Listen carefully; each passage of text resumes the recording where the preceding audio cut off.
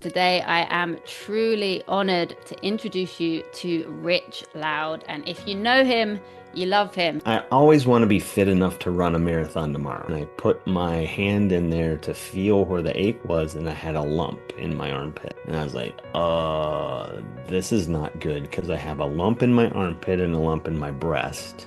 I need to call the doctor. After Christmas, I'm out taking a walk. I get a phone call, and it's the breast care center here where I had the biopsy done. And they said the results came back, and you do have breast cancer.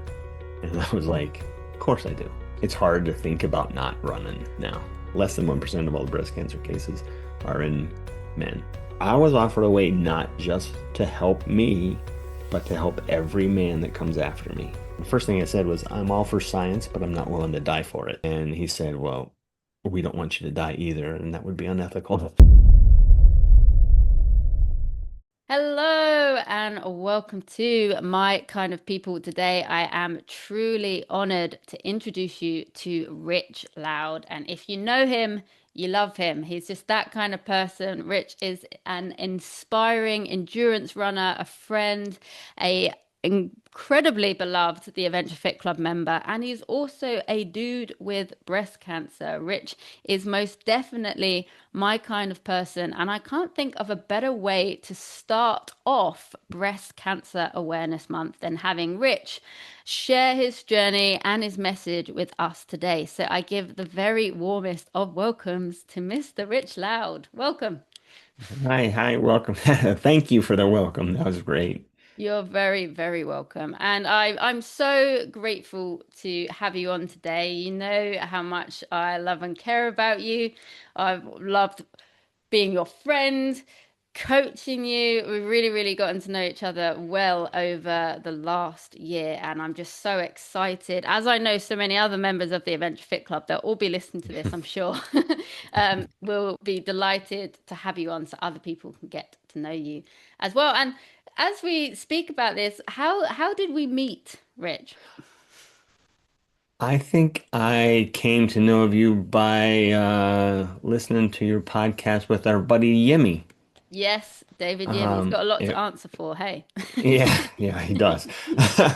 I listened to the Tokyo podcast because you and I were running the Tokyo Marathon the same year, Yep. and I'm not one to be shy about like following somebody on Instagram and then and then sending you a message say, "Hey, are you going to be at the expo?" Because that's what we did actually. Yep. I asked if you were at the expo, and you happened to be there the day I was going, and you actually waited around for me, I think, I because that took me a did. little while to get there. I know a legend when I hear Before, one. You were keen to meet me. I was excited to meet you. So yeah, that is my recollection as well. We first bumped into each other at the Tokyo Marathon Expo. We're both endurance runners. I got yeah, to meet your lovely wife as well, and she must get Spectator of the Year award. That woman, she she is. had all the tips and tricks to come celebrate you. Yeah, if you ever need to know how to find people on a marathon course in a country you've never been to, in a city you've never been to, and you don't speak the language, she can still do it. Yeah, 100%. I was amazed. So I was in awe meeting her as well. And I'd love for people, especially in this episode, Rich, to get to know a little bit more about you. And something I love to first ask people when they come on the podcast is where have you grown and flown? So where did you grow up and where do you find yourself now? Okay. I really haven't lived in too many places. So I was born in Bristol, Tennessee, which is a very small town in the very far eastern part of Tennessee. I lived there till I was 11. I'm the fifth out of six kids. So I'm Wow. like, the middle child, Times three. way in the middle. Um, so yeah, we lived in Bristol till I was 11, and then we moved to Colorado. So I grew up actually, where I say I grew up and where I really say is my hometown is Fort Collins, Colorado, which is about an hour north of Denver and about an hour south of Cheyenne, Wyoming. So I lived there also for 11 years. I went to junior high and high school, and I went to college at the University of Colorado. And when I graduated, I got a job in upstate New York. So I when I was 22, I moved to upstate New York, and that was 37 years ago. Wow. And that's And where you are now. yeah, that's where I am now. I figured everybody says, why would you move to New York from Colorado? Because Colorado's beautiful. It's like, well, upstate New York, we have trees and mountains and cows and stuff. Yeah, I was gonna say, we know the real secret. You You need to knew the move cow to was the coming, right? cows. Not as many cows in Colorado. Well, there are a lot of cows in Colorado, but Are the they? point, oh yeah, Knows what I know. um, probably more than New York. I don't know, but that was just kind of to distinguish it from New York City, actually, where the Yeah. cow thing came from. Um, but yeah, so people ask why I would move from beautiful Colorado to New York, and I told them it actually is very beautiful New York too, and I can always, I was 22 years old. I can always work here for a while, and if I don't like it, I can always move back to Colorado.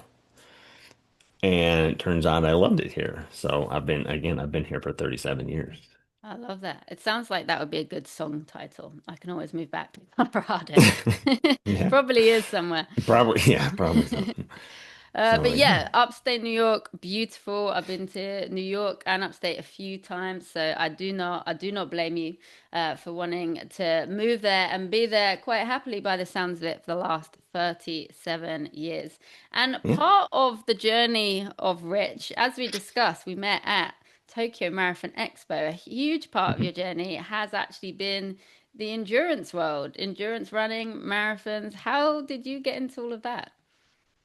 Yeah, that's kind of funny. I started late, at least in the endurance world. Yeah. When I was a kid, like in junior high and high school, I loved running track. Mm, So I was always on the track team. Basically, my two sports in high school were football and track, the American football and track. American And Dream. but I would not run anything.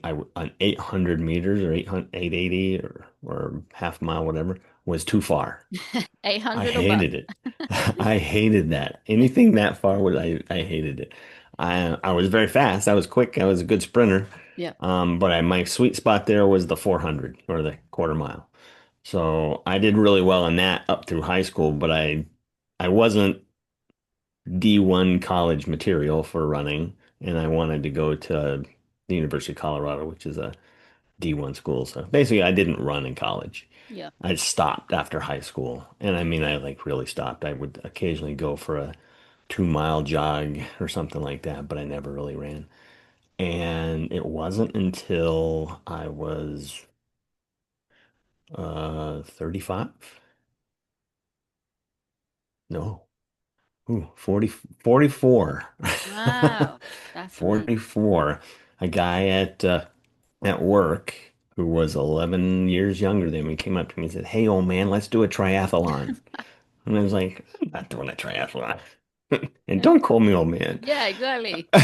Who's you? Um, Compliment me but first, please. yeah. So he kept pestering me about it, and it was a sprint triathlon he wanted me to do. So it was like a 300-yard swim and an 11-mile bike ride, and it wasn't a 5K, it was like a 3.5 mile run. And I finally gave in and I said, okay, I'll do it. And I trained for it by knowing I know I can run, and if I get tired, I can walk. I know Yeah. I can ride a bike, and if I get tired, I can coast. But if I get tired swimming, I can drown. That'll So get you. That's the one that gets you on a yeah, tri. so I'm like basically my training for that was the swimming. I swam all winter time and everything. I would run some too, and I rode my bike some too, but mostly I swam. So anyway, the triathlon comes along. I go out there to do it. When the guy who dared me to do it, he didn't even sign up for it. So he really hosed me on that. I'll show you, old man. Yeah, yeah, I'll show you. So I went there and I did it, and I survived the swim, and I got on the bike and I started riding, and people started passing me like there was no tomorrow. Yeah, yeah. I remember like, you shouldn't be passing me, you should be, but they were killing me. A I humble race. remember, yeah, I was getting killed. But when I got to the run part, most of those people that passed me, I passed them back. Here we go. So I was like, okay. When that was all done, I was like, I feel good. The competition was fun and everything, but I don't want to do another triathlon. I just like the running part. Yeah, you're like I quite like it on land. Yeah, yeah, yeah. On my No, feet. no sense of impending doom to drown. Yeah, yeah. I don't have to worry about people kicking me in the face and all that stuff either. Yeah. Um, so I enjoyed that. And then the same guy actually said, hey, old man, let's run a half marathon. And I'm like, wait a minute. I've been down this road before. I also have words to pick with you, son. Yeah, I said, you're signing up You're first. signing up first You're for gonna this show one. me you signed up before Yeah, I do it. I need the And receipts. I said, I'll tell you what. And this was like in June or something like that. And the uh, race was in September. And I said, let's find out the course and we'll go ride our bikes on the course just to see what it is. And then we'll pick a Saturday and go run it and see how we feel. And if I feel like it, then I'll sign up. If it feels good, I'll sign up. So we Sounds like a actually fair went, deal. yeah, the two of us went and ran it, and a neighbor of mine came and ran part of it with us. And we did the whole course, and we ended up finishing it in like an hour and 50 minutes. Wow. Now we're just going out and playing. Yeah, It was like, that was a lot of fun. And I know I can do it because I just did it. I'm like, that was a pretty decent time for just you're going telling out there. me. Yeah. Yeah. So we both signed up and I did it. And I don't remember what my time was. I probably have it up on my wall over there, but it was in the 140s somewhere for Amazing. my first half marathon. Like, this is fun. Oh, I also said to myself, if I'm going to train for this half marathon, I'm going to train as if it was a marathon. So I didn't find a half marathon plan. I found a full marathon plan. So No halves. I remember Literally. I remember my first 18-mile run training for a 13-mile run and feeling like I was gonna die when I was all done. But I did it, Yeah. and that was all. I loved it. I had so much fun running that half that the next spring, like 6 months later, I was running my first full, and I Wow. ran that in May of 2010.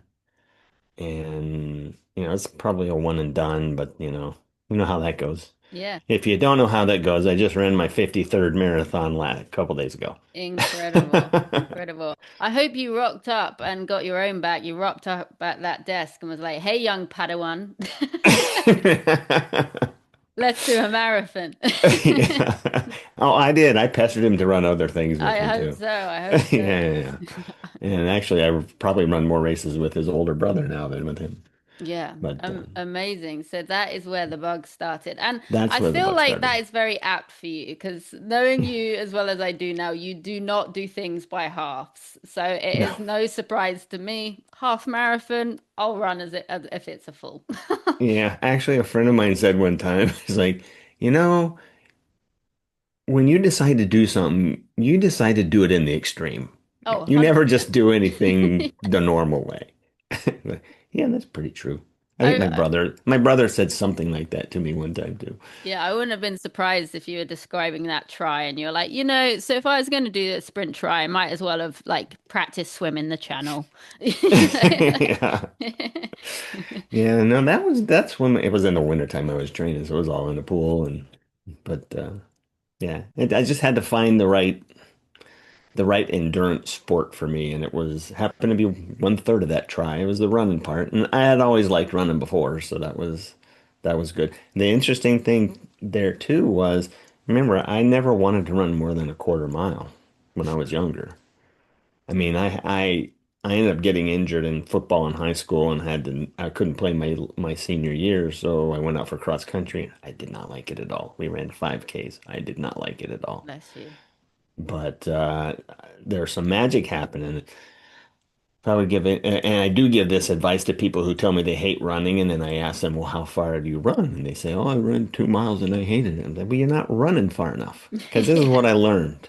This is what I learned training for that first half was there's a sweet spot. Everybody's different. You hear about runner's high and the second wind and all that stuff. There's some distance, 5 miles, 6 miles. I don't know what it is. It's different for everybody, and it's probably a moving target the more you do it. But you have to run far enough to get to that point to where you start to really love it. I would So agree with that. if all you're doing is running 2 miles, you're still warming up when you Yeah. quit. Said like a true marathoner. That's Yeah. how we get people. But I would agree with that. I feel like I've had a similar background of I was in America you'd call it soccer. I was football growing up and I hated running, like doing the cross country, anything like that. No. But in soccer they worked out I was fast and I liked like short sprints like you. Uh-huh. Yeah. Although I'd say I feel like soccer's a marathon in itself. 90 minutes, especially in the Yeah. midfield, you're doing a lot of running. But traditional running, like cross country, I hated it. And then I sort of fell into it by accident as well. And then yeah, the one and done marathon will get you. I'm not quite on 53 though. It's really gotten you. It's in your blood now. Yeah, yeah, yeah. No, it is. It's a big part of who I am now. I mean, it's it's hard to think about not running now, to be honest with you. Yeah, and I was gonna say that's like you've described why you started running. Hmm. Hmm. What do you 53 marathons later, what keeps you going? What is it the same as when you 54. started? Yeah. Well, so I don't know, somewhere early on in this whole adventure of endurance running and marathons, I decided I want my fit I always want to be fit enough to run a marathon tomorrow. Love that. So and to actually do it. There have been times I literally signed up on Friday for a Sunday marathon kind of thing. It's like, oh, I just found out there's a marathon this weekend. Let's go run it. Yes. Um, I don't do them all that way, and usually if I do that, I'm not going to go out there and qualify for Boston or something, but I don't intend to qualify for Boston on every marathon anyway. So, No. when you're not racing all of them, you're running most of them, and you'll race one or two a year. But yeah, I always just wanted to be fit enough to run a marathon tomorrow, and part of how I maintain the motivation and discipline to do that is I pretty much always have my next race on the calendar. It might be 6 months away. Yeah. It might be that well, might be that I'm qualified for the Boston Marathon, and that's in April, and it's October now, so that's 6 months from now. Yeah. Um, but I'm going to keep running to maintain enough level of fitness that so that when it comes time to really train for that race, I'm fit enough to really hit the training, with the intensity that it needs. But yeah, so that's one thing that always keeps me going is I always have my next race on the calendar and know my next race is not 6 months from now.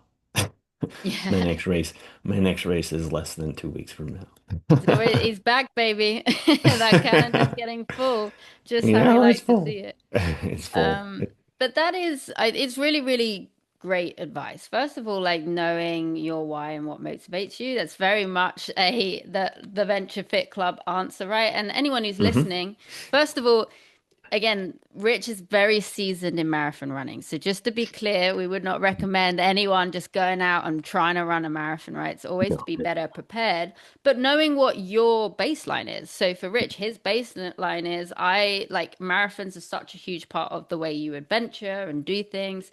Your baseline is like, I want to be fit enough to be able to do that, to always run a Right. marathon.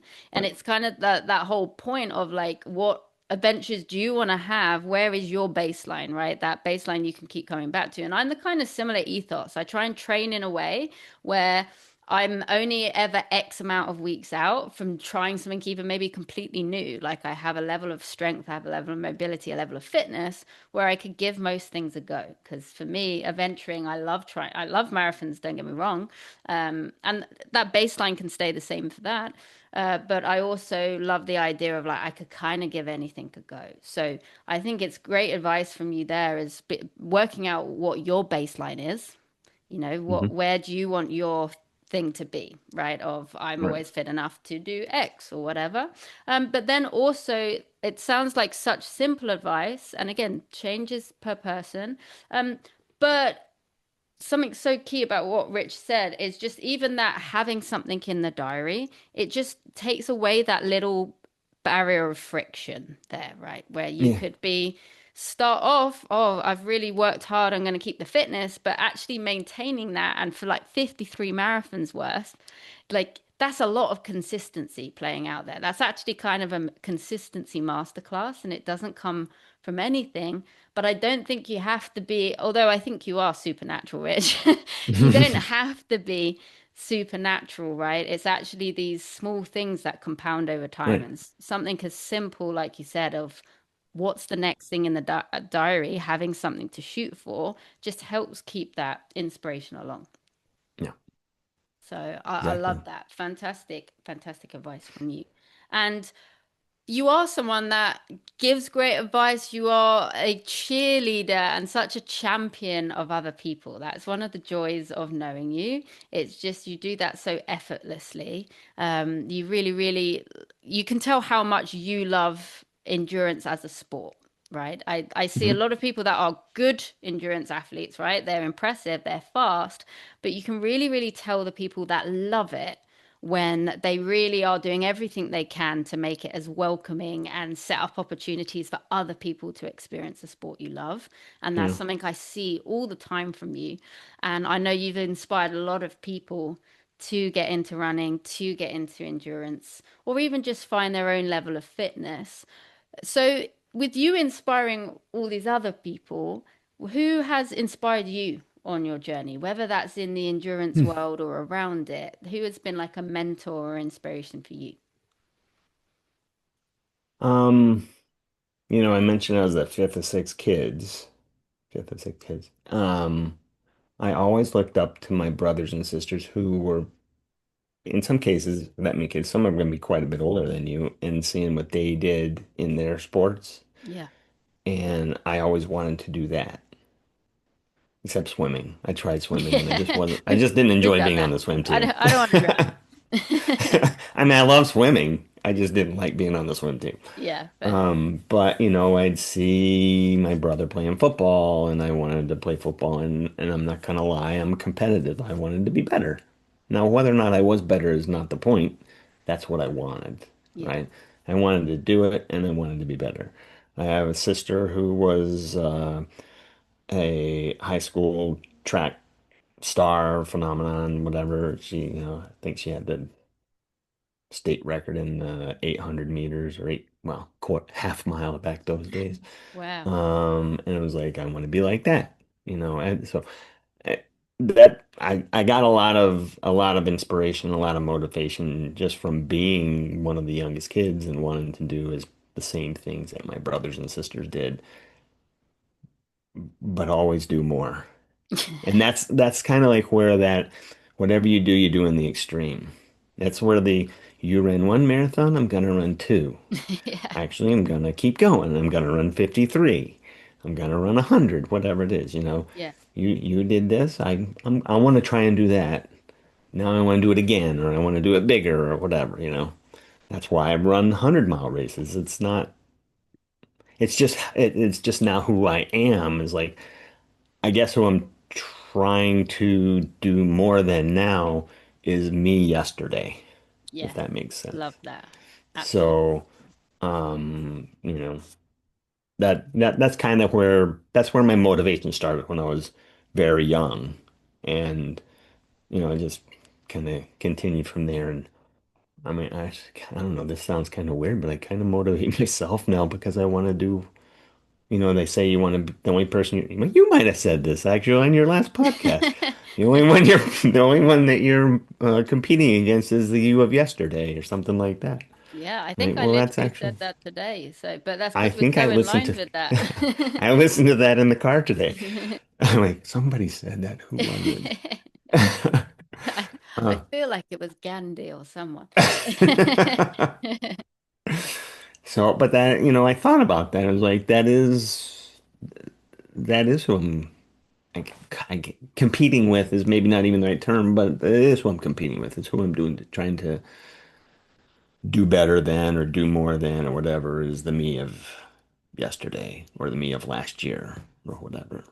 I love that. And I think it's such a relatable answer as well, particularly anyone who has siblings. Like you're naturally looking up to them, right? And there's that thing Yeah. of like, that's, I think that's what fueled such a big adventurous spirit in me, right? I'm one of four, second middle child. So middle child unite. Yeah. But I wanted to go wherever my big brothers were going. So I learned to swim by just throwing myself into the pool, or, Hmm. I went to my brother's football games and I was just like, I'm not gonna stand around and watch you play. Like, give me the ball and Yeah. I'll work it out. And I think there is that um natural well, you literally are looking up to them as Hmm. siblings, but I think, yeah, it's such positive encouragement, especially if they're sporty. And I think that's beautiful, that that's how, again, you started out, but over the years it's actually become more of that internal thing Yeah. instead of looking Yeah. for that outside validation. Now being in a place where you're actually able to reflect enough, slow down enough, and be like, actually, who am I competing against anymore? Like, what's my why? What do I want to get out of that? And actually, a huge part of that is for yourself. Yeah. And that's amazing. Yeah. I just And really kind of yeah, had that epiphany as we were talking here, to be yeah, honest with you. write that down. This is a Uh, little bit of a therapy session. No, but I think it is, and I think a lot of marathon runners will relate to this particularly. I talked to actually Ben Smith on this very podcast. He did the 401 marathons in 401 days, and he was talking about, yeah, just the real life Forrest Gump, and he was talking about how running is very much his filing time, right? Which I loved Hmm. that phrase, because a lot of people say running is therapy, and I don't think, I get what they mean. I don't think that's true. I think therapy's therapy, but I really like the idea of filing time, right? Almost like it's that time, me, myself, and I, Hmm. to file things away, think about things. Yeah. And I think, yeah, as a marathon runner, a lot of people can relate that over time you really do get to know yourself more. And 26.2 miles, it's not a short way, and it really, and you will be questioning your choices, Yeah. Oh, yeah. right? Why am I doing this? Never make any important decisions after 16 miles. Yeah, exactly. Why am I doing this? Will definitely come up a lot, but I think that is a beautiful part of the running journey, that time to get to know yourself and have that reflection. Yeah. Yeah. I do. I do the same. I heard somebody mention they didn't weren't specifically talking about running, but it's like that it's like moving meditation, which I think is the same kind of thing as filing time. It just I love allows that. you to. Yeah, And people want ask me how can I run so far without having music or anything in my ears? I'm like, because I'm paying attention to me and my surroundings. And, I want to hear my feet hit the ground. I want to hear my breathing and all that sort of thing. That's what I'm listening to. That's what I'm paying attention to for 5 hours, 6 hours, 28 hours, whatever it is. yeah, and I moving meditation, I've not heard it described as that before, and I think that's beautiful. I love that. And it meditation is a skill in itself, Yeah. right? So not only are you learning to run better, but you're also getting to know yourself in that journey. And I think at the start of it, it can be very uncomfortable. I think a Oh, lot yeah. of people maybe stop running and don't go past a certain amount, not only because they're physically uncomfortable, but also that mental time of like, oh, you know, this is a lot of thinking time. But I think when you can work through that uncomfortability a little bit and push that a little bit farther, like you said, or find, what is your sweet spot, I think it can be a really beautiful opportunity of reflection and really getting to know yourself, Yeah. Yeah. Agreed. which I think is a beautiful thing there. And do you have any inspirations outside of endurance and the running world?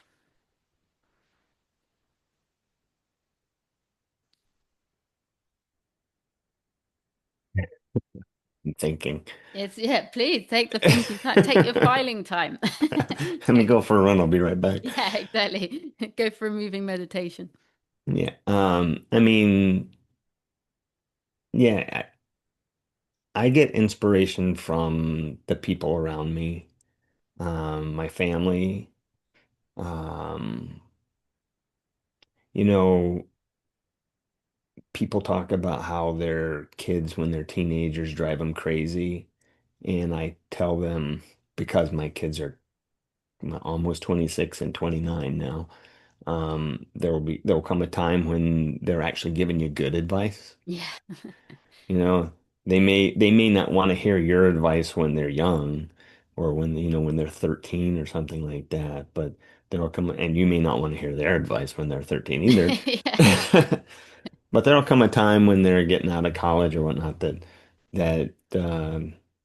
they actually do give you some really good life advice and give you some good inspiration.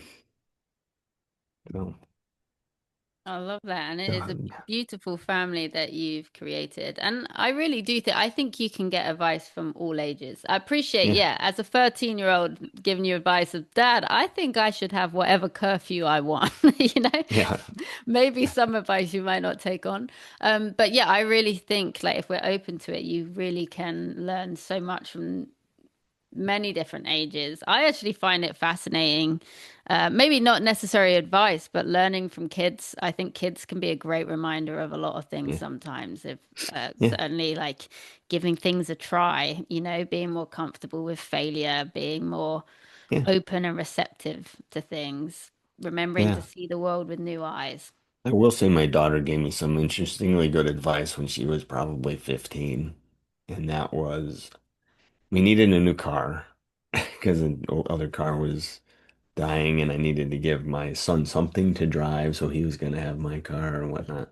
So I sat down at the table and I said, I'm thinking about getting I don't remember what it was, a Honda Accord or something. And my daughter looks at me and goes, Dad, why are you always so Dad, why are you always so practical? Get something fun. Get a convertible. And I'm like, oh, Sammy, no.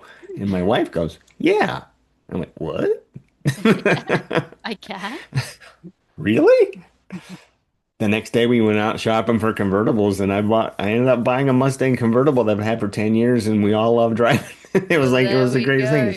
go. And the point was not the car so much, but it was like, Dad, stop being so practical all the time.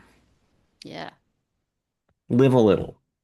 I And didn't realize I wasn't living a little, I guess, but you know, And that is such great advice you can get from kids, right? I think they do teach us so much in that department, like about presence and, like you say, just actually playing and having more fun. I feel like that's yeah, one of the greatest tragedies that can sometimes happen when we grow up is we forget to play a little bit more, have a little fun, yeah. get the She also convertible. had an ulterior motive. She wanted to drive it because she was about to get her driver's Yeah, license. But yeah, exactly. You've made raised smart kids, right? yeah, yes, As well as I have two insightful. very smart kids. This is true. But Devious as well, but smart. yeah, and yeah, I love it's very, very clear how much family means to you and how much that has been like a support for you, inspiration. And the family that you also extended family you create around you in the running world as well. And I think that is a really, really beautiful thing. And it's something I want to encourage more of because we need it in the world. And I think the more open we can be to all types of runners, whether you're fast, slow, whatever your background is, it really, really is a beautiful community when you're part of it.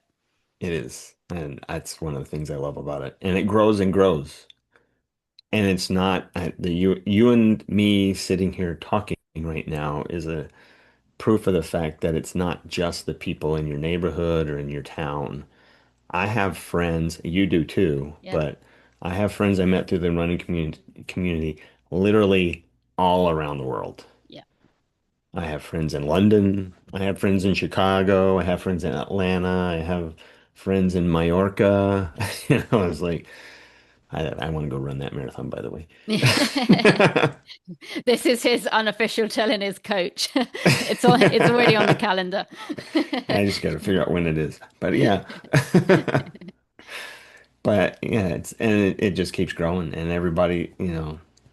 everybody's so supportive and it's great. And even 100%. if I don't get to run with them very often, I you get to run with them occasionally, hopefully, and when you do, it's like, you're old friends getting together. Maybe the first time you ever met in person, you're still old friends getting together. Yeah, absolutely. And to do something that is like, moving your body, having that moving meditation as well, it's such a positive thing to encourage. And yeah, it's an incredible community part of. And I think community certainly right now is something we need to encourage and have more of. And we mentioned at the start of the podcast, Rich, that Breast Cancer Awareness Month is this month. It's a cause very dear to my heart. We just talked about mentors. I unfortunately lost a really dear mentor of mine to breast cancer. So it's something that means a lot to me. And I'm extremely grateful to not only have you speaking with me today and you're fit and well right now, but also that you were wanting to come on the podcast today and talk a little bit more about your journey with Yeah. breast cancer, which, as I believe, started all the way back in January this year. Really, it started, I'm going to go all the way back to August. Okay. Yeah. This is part of the story that not everybody gets to hear, I guess. It's funny, and it has a tie into running, actually. Yeah, You know, men have to wear nipple guards sometimes, otherwise they can get chafing. they do. That is a top tip right here, right now, Yeah. people. Yeah. So I make these little nipple guards out of a kinesio type tape, and I put them on before I go for long runs. And in August or September, I don't remember specifically the date when I was putting one on my And right this would have nipple. been 2024, right? Yeah, a year ago. Hmm. Yeah. I was putting one on my right nipple and I felt a little bump. And I thought, well, it's probably a cyst because I have had cysts before in different parts of my body. And I even had one when I was younger, like 10 or something, underneath the nipple. Yeah. And the doctor said it's most likely a cyst. It'll most likely go away. And if it doesn't, then we'll check it out more. And it did. It went away. So, okay. And then again, throughout my life, I'd had a few more cysts here and there. They always went away. So here I had another one a year ago, waiting for it to go away. And it doesn't go away immediately. They don't go away immediately anyway. So I'm waiting for that. And then um, on November 30th, I woke up and I had an ache in my right armpit. And I put my hand in there to feel where the ache was, and I had a lump in my armpit. And I was like, this is not good because I have a lump in my armpit and a lump in my breast Yeah. on the same side. I need to call the doctor. So that happened to be like a Saturday morning. So I called the doctor on Monday. Got a quick appointment to get in there on Wednesday. He checked me out and said, I'm really more concerned about the one under your in your breast than the armpit. Let's get you a mammogram. I said, don't worry, men get mammograms all the time. They just don't talk about it.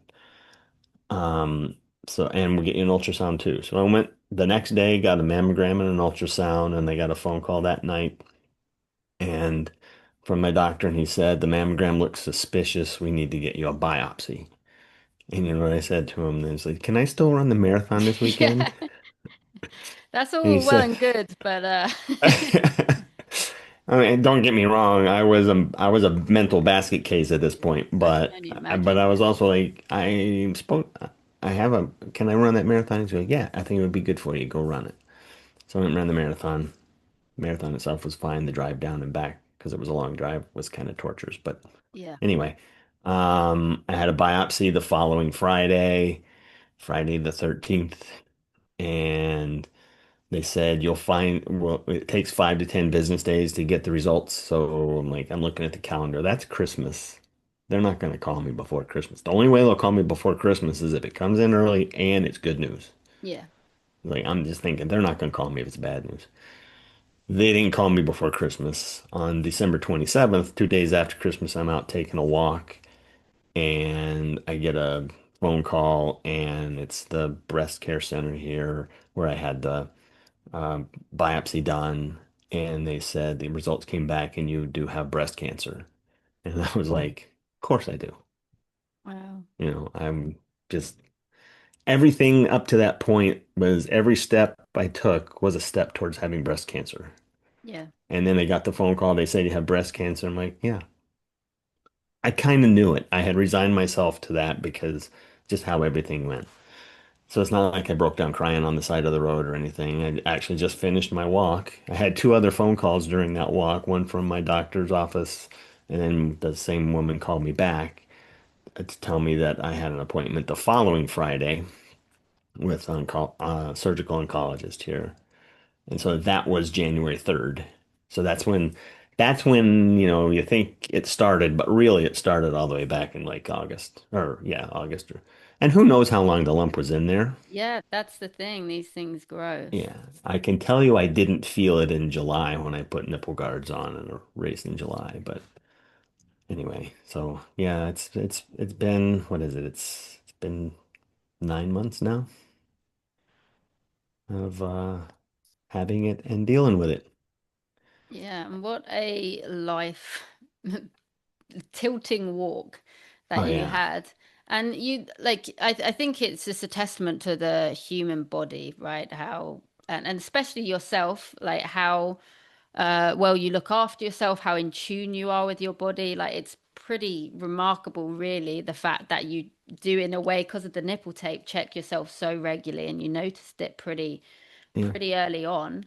Uh you felt like you had it and you're moving towards it, but had you any awareness before that that actually men could get breast cancer? I feel like that's such a lot of people aren't aware of that. The only reason I knew they could was from back when I was 10 or so and had a lump in my breast.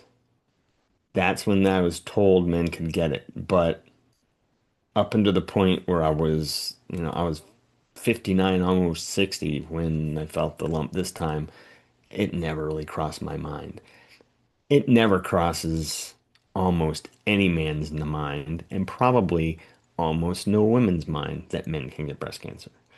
All the all the ads you see, all the 5Ks and whatever awareness campaigns that are going on, they're all aimed at women.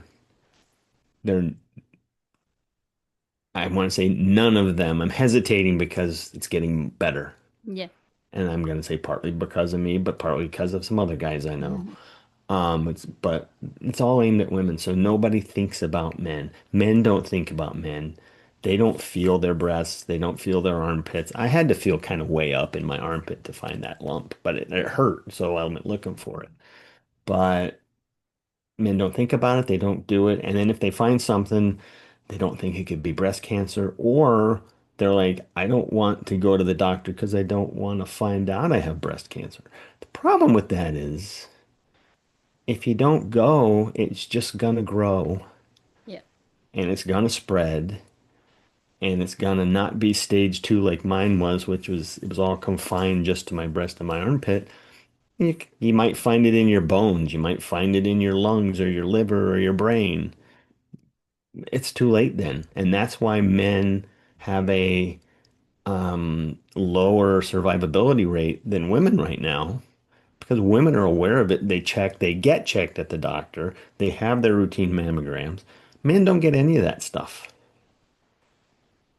And so they find it too late, and it's too late. It's too late to do anything about it other than try and manage it. Which is so heartbreaking because actually it's like we said, if you catch it early, it's very curable. You It's know, there are so curable. many Yeah, possibilities, but that's the heartbreaking thing, like you said, because it's so taboo or unheard of in men, and we don't really have the same literature or level of awareness around it. It's the right. catching it late that actually makes those percentages Right. so shocking. Right. Yeah, it's not that men are gonna die because men are going to react more negatively to breast cancer. I mean, physically, it's that they don't react emotionally when they find it in the first place, or they don't look for it, and it gets too far to do anything. So, yeah, that's a big part of the awareness campaign or that I'm on is just guys, check yourself and go to the doctor. When you go to the doctor, it's funny. I went to my doctor for my annual checkup yesterday, not my oncologist, just my primary care physician, and I asked him to check my breast, not breasts, because I only have one now. By singular. And he did it, and we talked about doing it for, I said, why don't you do that for all men? And I mean, he gave me some reasonable answers, but not necessarily answers I fully agree with. Yeah. But I also knew that then that was not the time to argue with him. It's Yeah. not necessarily a Oh, good at idea to least argue with your got doctor. your breast in a grip. They still had to take blood, I've so still got to look after this one. yeah. And I'll I fall out mean, with him afterwards. he and I have a great relationship. We joke all the time, and he even said, "I'm glad to see that you have such a good sense of humor about this." I'm like, "That's if you know me, that's the only way to be." I either have the sense of humor about it, or I'm a basket case, and I was a basket case for the first 2 weeks of January, and probably actually kind of going into February until I started my treatment.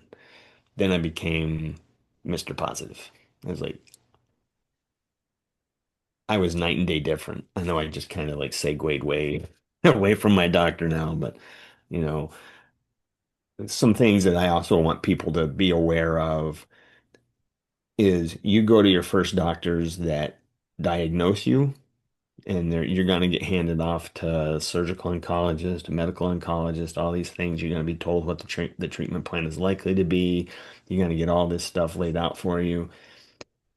You don't have to be satisfied with that. Yeah. That might be the right answer, or it might be a right answer, and it might even be the wrong answer.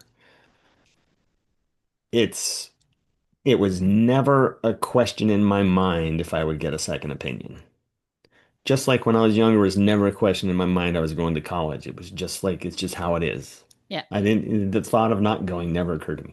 The thought of not getting a second opinion never occurred to me. I happen to be lucky that I live 3 hours from two of the major cancer centers in the United States. There's one in New York City and there's one in Boston. Amazing. Without going into details, I picked the one in Boston mainly because, not because I like New England clam chowder more than Manhattan Yeah. clam chowder, although I do, but because they had a program. They were very transparent about having a program for breast cancer in men. You can go right to their website. It's the Dana-Farber Cancer Institute in Boston.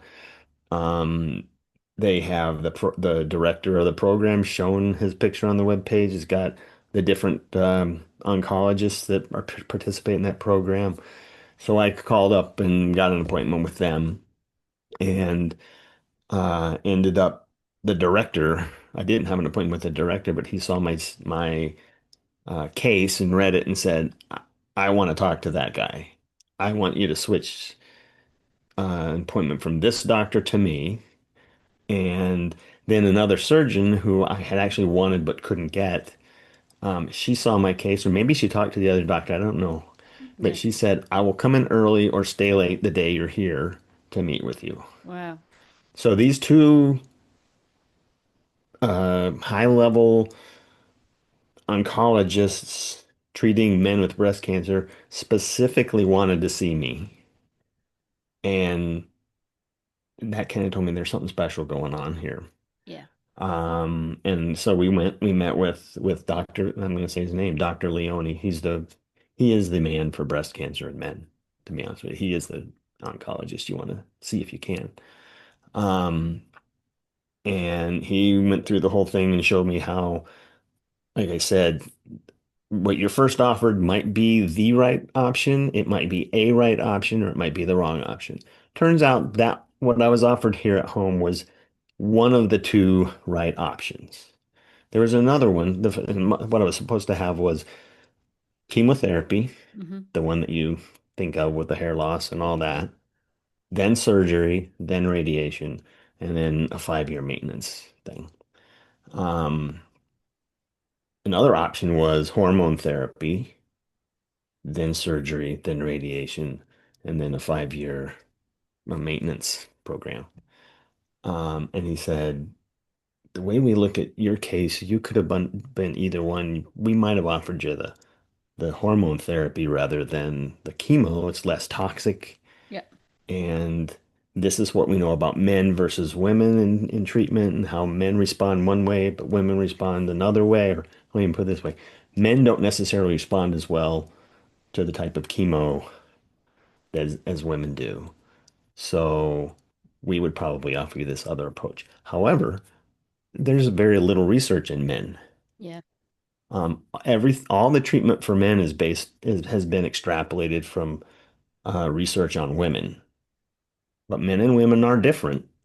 So, Right. And it um, that's that in itself is wild, right? Because if you look at really pretty much any other part of health or like sports health, all of the research is on men pretty much. There's so yeah, little research on women, and we're trying to improve that now. But I feel like breast cancer is one of those very, very rare it sort of is. anomalies where there is so little research done on the men's side of things. Right. There's almost none. And I mean it's understandably so. 1 in 8 women will get have had or will have breast cancer. One in about 726 men have had or will have breast cancer.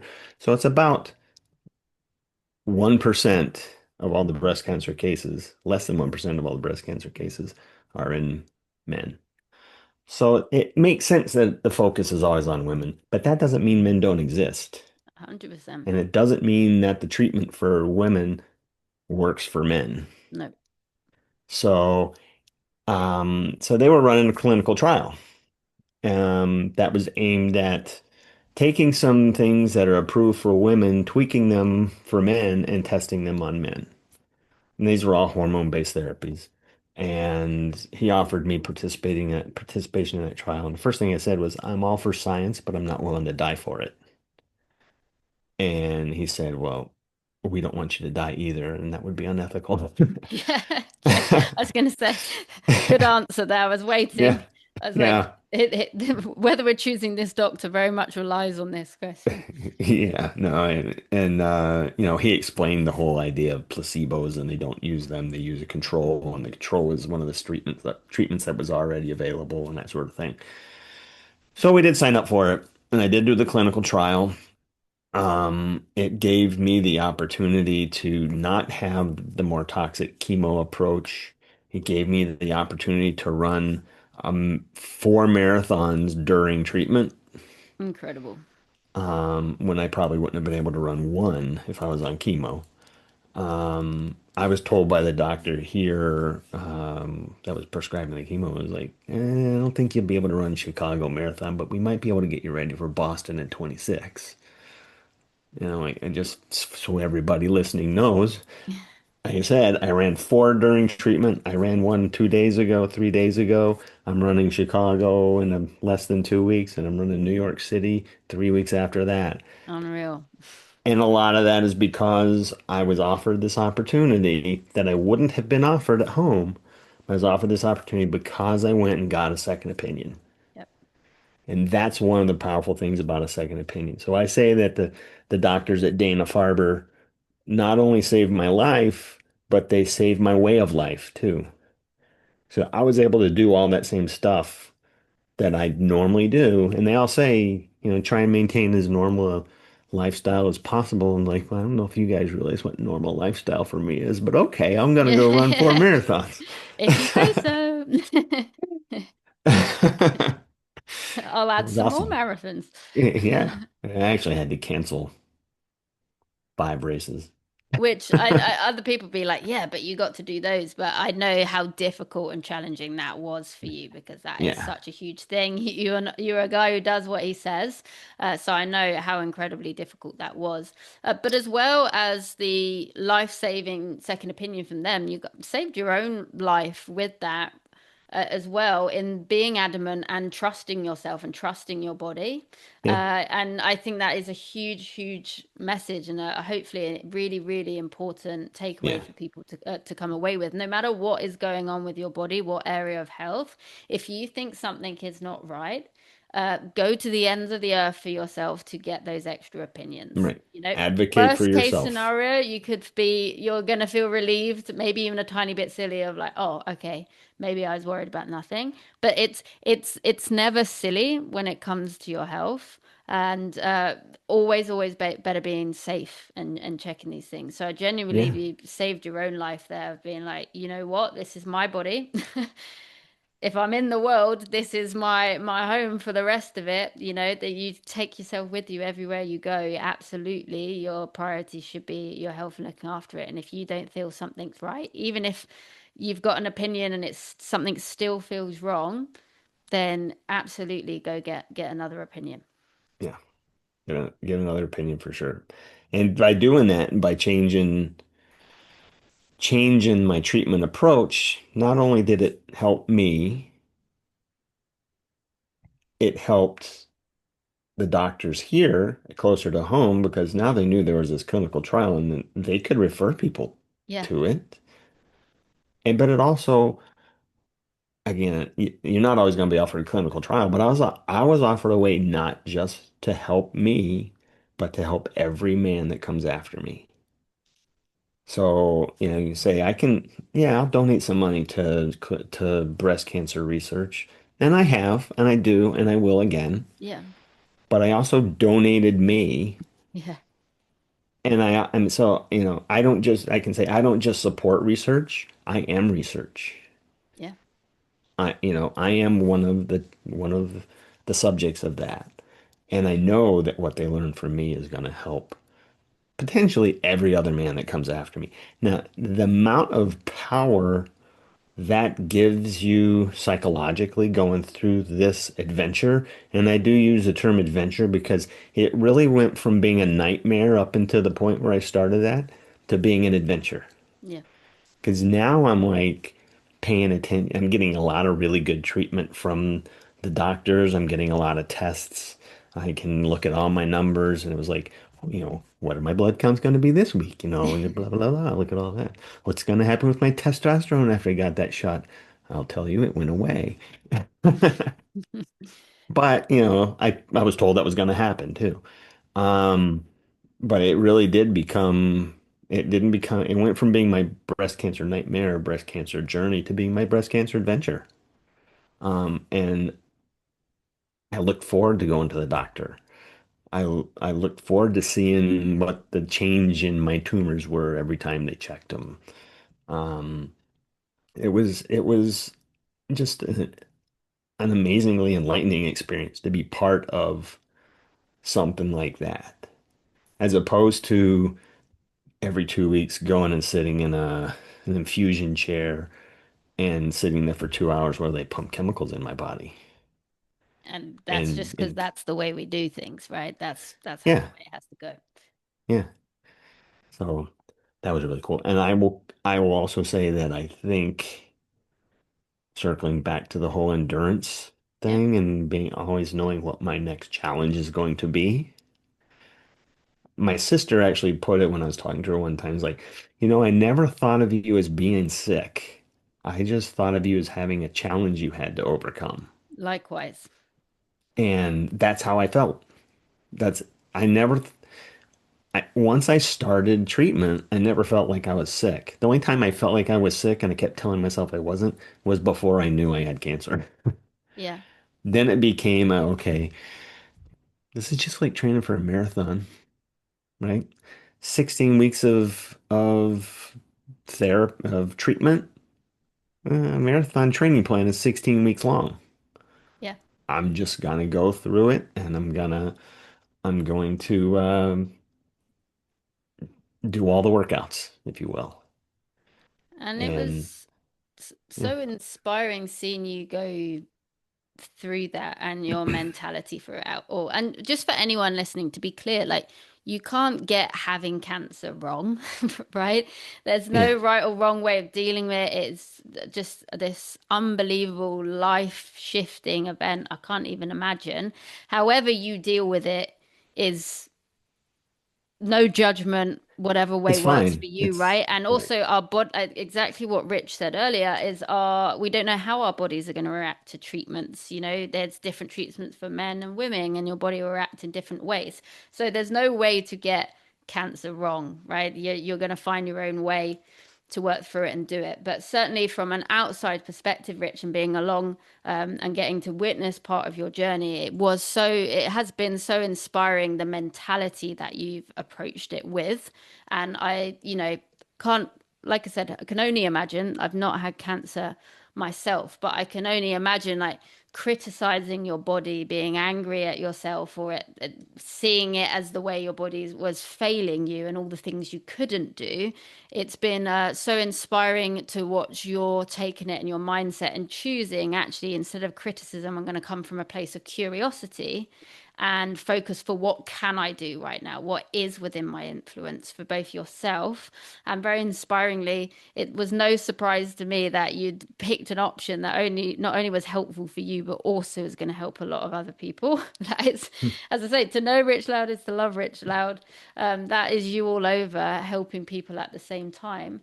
Um, but yeah, that just that mentality that, and it is in some ways it is a choice choosing of, I could think of this either way here.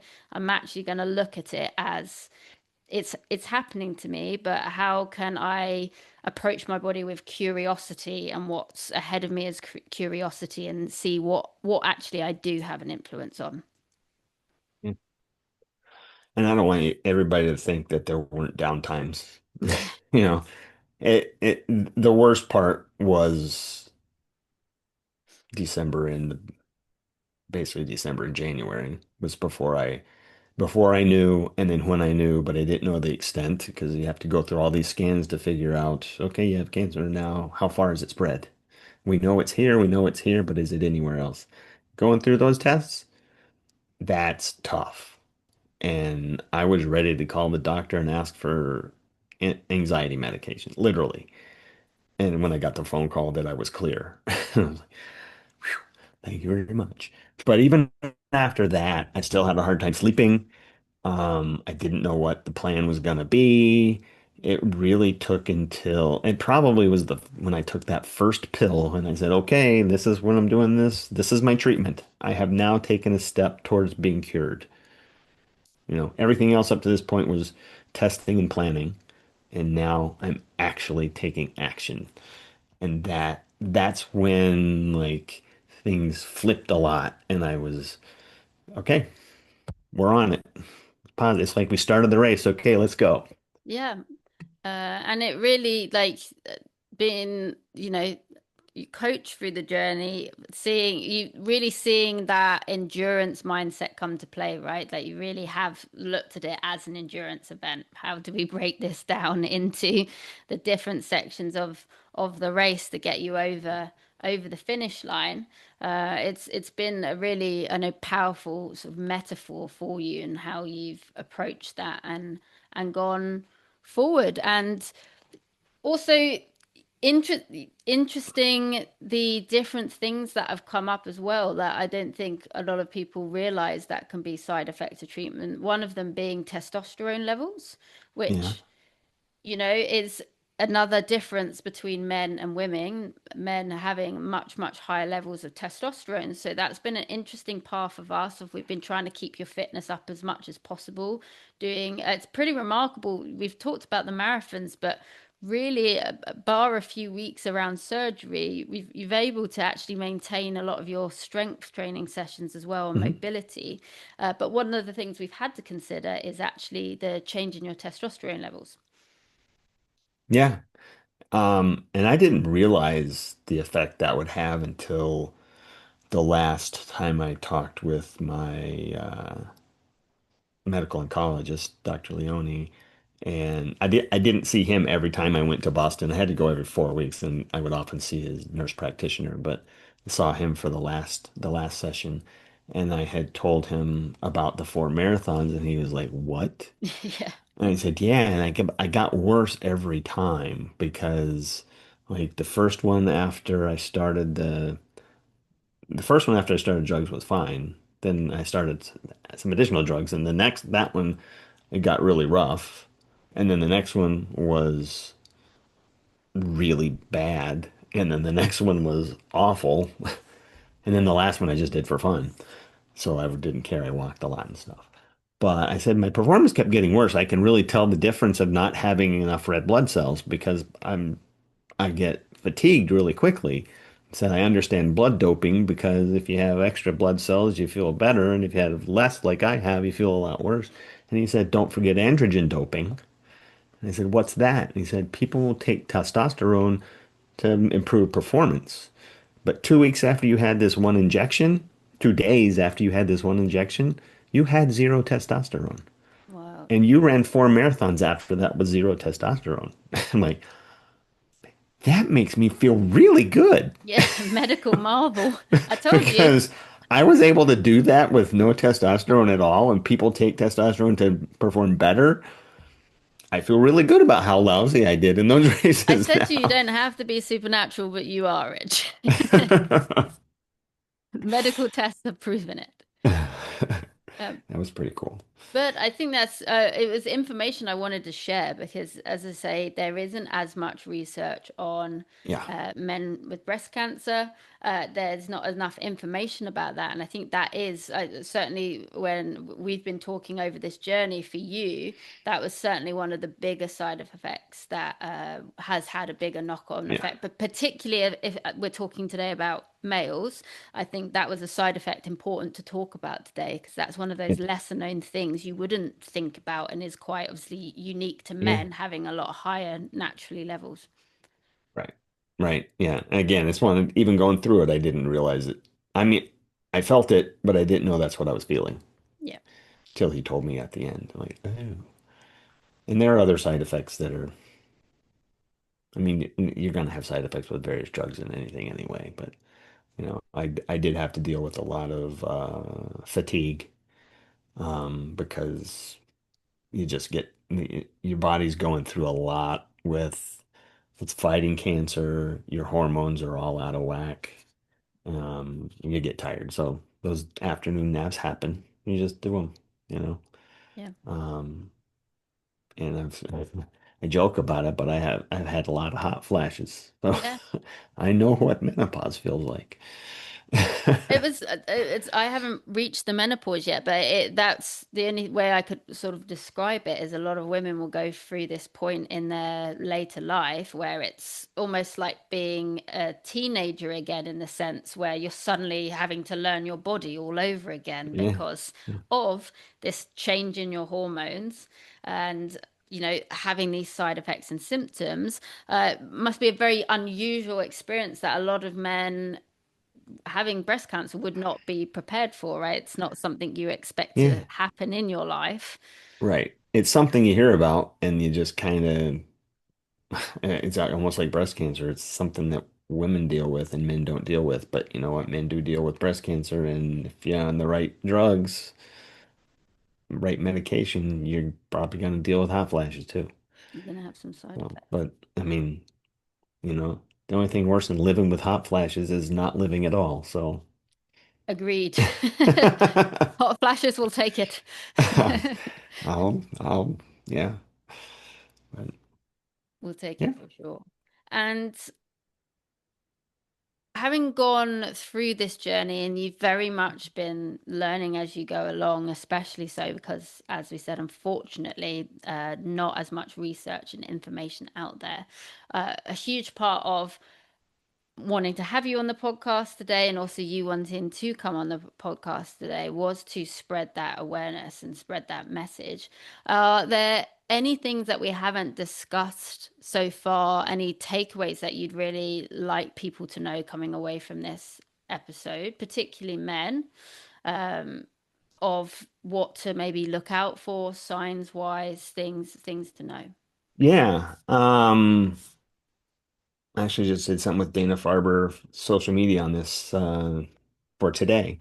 Um, but you can check your own breasts, men too. And I mean, I could be an exhibitionist here and show you that men do have breasts because I have one and I have one side has one and Yeah. one side doesn't. So you can see that there actually exist. I won't do that. Um, YouTube would be having a hoot. I'd suddenly see my YouTube numbers shoot up for this well, I'll do episode. it then if you want. Everyone on the podcast would be like, "Hang on, I'm I'm missing out on I'm the not fun ashamed just of my listening." scar. But you can in privacy of your own home, bathroom, bedroom, whatever, you can check your breasts. Men can check their breasts and should the same way women do. And take 3 fingers. Put them right on your nipple and just kind of go in some circles like this, pressing just hard enough to, not real hard, but firm enough so you can feel inside there and get to know what they normally feel like. Yeah. Because maybe, it's not totally smooth in there. There's some texture inside there. But do that and go all the way around. You can see I got a nipple right there. This is the good side, I guess. But also check up around your collarbone because you have lymph nodes up here and you can have some infection in there. Check in your armpits. And like I said, go way up in your armpit because that's where I found mine. But do this and also look at what your chest looks like and get used to knowing what it normally looks like. And if you see any changes, if you see a lump or even a dimple, if you see your nipple kind of start to flatten out, I did have that and I didn't know what that meant. Yeah, that wasn't one of the things that had Yeah, caught your but attention. but I had a tumor right under the nipple and it was affecting it, making it kind of pull in. So look for those things, and if you see anything that's out of the ordinary, talk to your doctor. Your doctor's gonna know what to do. If your doctor kind of poo-poos it, maybe find another doctor Yeah. or insist. Yes. Because you don't let them just write you off. If there's something there, it's worth getting a mammogram for it and an ultrasound and having it checked out. But no, check yourself. It's the first, today is the 1st of October. Yeah. Feel it on the first, feel your chest, feel your breasts, men and women. But women are taught this, men aren't. But go ahead and feel it and get to know it and just do it every month on the first of the month. Yeah, I think massive important. And I'd say women are taught slightly more. Even that, I don't think enough. We've only really, certainly in the UK wise, started to get more literature on it, things up, teaching people, reminding people, and there's even less, as we've talked about, on the male side of things. Yeah. And key things that Rich was saying there is knowing your baseline. So it's not Yeah. just thinking, oh, I think something might be wrong, so now I'll check. We want do that regularly. I think Yeah. the first is a great date to set. First of the month, just check. It doesn't take you long, like Rich said, with the 3 fingers and feel around, and know what normal is for you, right? Because Yeah. we all have slightly different bodies, right? Some things are Right. saggier than others, etc. Know what's normal for you because it's the change for you that's important to keep track of. And Right. also, really important, what Rich was saying as well is not breast cancer isn't just in the direct breast area. Earlier on, Rich Right. was talking about the fact that actually the big sign for him that something was wrong was when he'd found the lump up in his armpit. Right. He'd seen something in his breast, but again, thought was a cyst, right?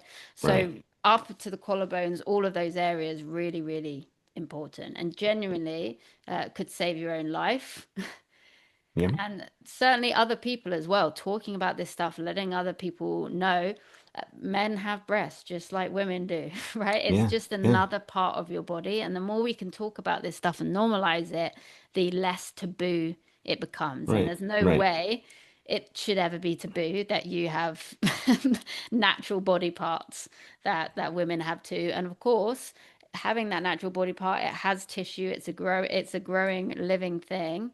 Cancer is possible. Yep. And don't be ashamed of it. Don't be embarrassed by it. And take care of yourself. Um, and I made the decision originally I didn't want anybody to know, Yeah. right? I was like, I just want to get through this with nobody knowing, but there's no way they're not gonna know if I have to have chemo and I lose my hair. That was Entirely what I was thinking. yeah, and entirely understandable, right? It's such a big thing to Yeah. get your head around and And hard enough as it is. yeah, and then I realized I'm I just made a promise to myself that I would do what I could to make sure that men knew to spread the word as I was going through. And that's why I started a special Instagram account for it. That's why I started, being very vocal about it. And I find a lot of power, personal power in being open and talking freely about it. That also helps. I never really had any shame about it, to be honest with you. I was asked early on, are you afraid that you're going to be viewed as less masculine? I'm like, no. I just don't want to have cancer. That's why I'm Yeah. upset. It's not masculinity has nothing to do with it. But it all that goes away to me anyway, for me, all that went away when I just started, spreading the word, being open about it and just talking. Shame can't exist in a vacuum, right? Yeah. Or only, rather, shame Or only only exists in a exists. vacuum. Yeah. I'm like, Wrong way around there. Dyslexia for the win. But yeah, so shame can't exist outside a vacuum, right? The whole there way you go. shame works is the fact of that keeping it to yourself, that secrecy, right? It lives Yeah. in a vacuum. Take it Yeah. outside of that and it loses its power. It can't Right. exist. It doesn't have the power and cancer doesn't define you. It's just it's a challenge you got to get through. It's not it's not an immediate death sentence. It's not like you get it and you know that you're not going to survive to the next Christmas. Um, it's a challenge you just have to face. And if you get it, you're gonna have to face it. So you might as well just face it. And for me, I just face it out loud. Right, and perfect with Rich Loud. I don't know whether it was you or your friends that coined the term loud as fuck about it, which I absolutely have, and that you very much have been.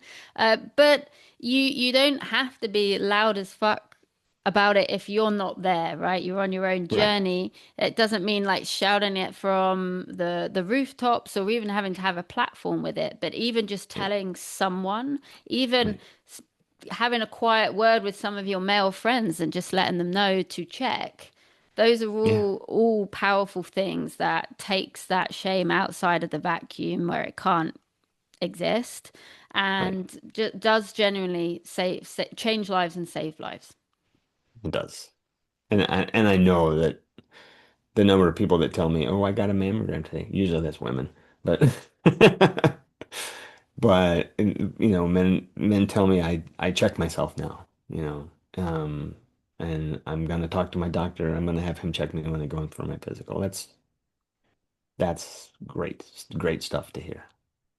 Amazing. It's huge, right? Like Yeah, you can't change your situation, unfortunately, and what's occurred. We can only be in the present and move forward. But the fact that you've chosen to do that and spread that word and helping, hopefully, other people not go further along that journey or catch it early is just incredible. And like, what a gift to other people that you've given in that. So thank you so much. thanks for And that. and is there anything else that you wanted uh, to to share, speak about, either that's unusual from the journey that you've learned, or just in general some things that you would like people to take away? Um, well, I think I've said it. Just check yourselves. Early detection is the key to survival. I'm lucky that I got it at stage 2, which is curable. Um, might have been able to get it at stage 1 if I'd, known enough to have my doctor check every time I went in for my physical, because who knows how long it's there, right? Nobody knows. And nobody knows why I got it.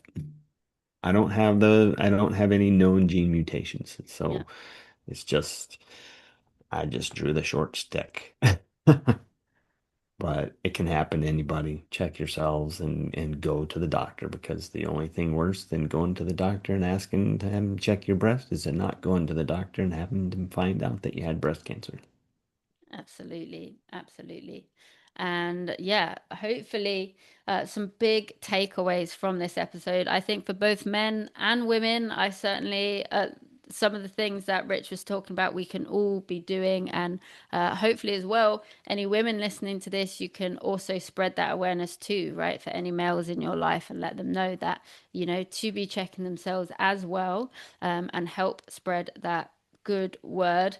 And in Rich's path to be loud as fuck about this and spread the good word. I know you've even created some of your own social media dedicated to spreading the word, letting people know about your own personal journey, but also like today's post was an amazing one. You've gone through how to check.